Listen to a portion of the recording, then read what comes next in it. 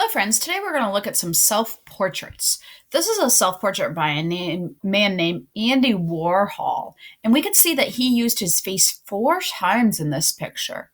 When artists make choices, they choose colors and backgrounds to make us think about what they want us to know about them. What do you think Andy Warhol wanted you to know about him? Maybe that he had crazy hair. I think you're probably right. His hair does look really funny in these pictures. I see that he looks kind of serious in some of these pictures and kind of scared or worried in some of them. And he used a black background. It's very interesting that he used a black background. In the next pictures we look at, the background will be different. This is a picture by Frida Kahlo. And when we look at her, she looks serious too, but it looks very different, doesn't it?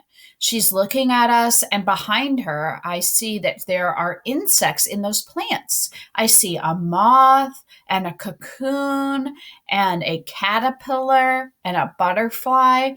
So that makes me think about how butterflies come from caterpillars. And so maybe she's thinking about things that happened to her and showing changes. Or maybe she's thinking about how much she likes butterflies.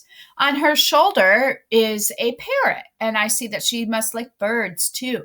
So the way that artists show their faces and show the things around them tell us things about them. Now, in this self portrait of Henri Rousseau, I see that he has put himself in one of his most favorite places in the world. He is in Paris, which is a beautiful city that he liked in France. He lived in France and liked them a lot. But I also see he also put other clues about himself and about what he wanted to know in his picture. He's holding a paintbrush. He has paints in his hand that lets us know he's a painter. In the sky, I see a hot air balloon. Can you find the hot air balloon? Very good. And I see a hot air balloon and I see a boat. I think these are things that tell us about how he liked to travel and he liked to go new places. He wanted to be an explorer. And on that boat, I see lots and lots of flags from places that he wanted to go. But he's in his city. I can see that the Eiffel Tower is behind the boat. That's a very famous place in Paris, in France. And he looks kind of serious, even though he has all these nice things around him. Now, Jacob Lawrence is showing us that he is a painter too. How do you know that Jacob Lawrence is a painter?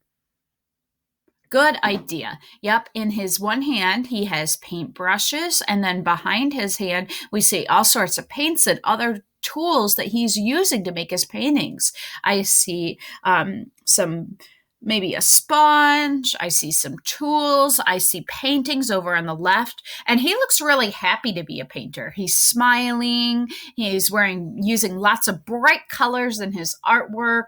He's kind of looking out at us. Now, here's another painter. Her name is Judith Leister, and we can see that she's a painter too. In one hand, she's holding lots and lots of paintbrushes, and she's holding a palette. The other hand, she's holding a paintbrush and is painting a man who looks very happy.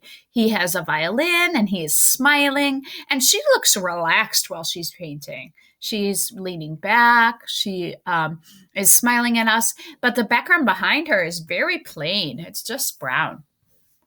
In this last one, Vincent van Gogh is also painting. You see he's holding paintbrushes and he's working in front of his canvas. He's looking kind of serious, isn't he?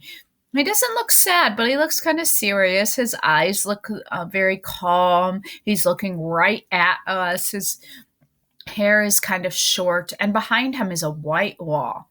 Today we are going to be making pictures of us in the springtime, because when I go on a walk outside, I see that spring is finally here. There are puddles, and it was raining this morning. There are beautiful flowers, and so we are going to make a self-portrait of us in the springtime.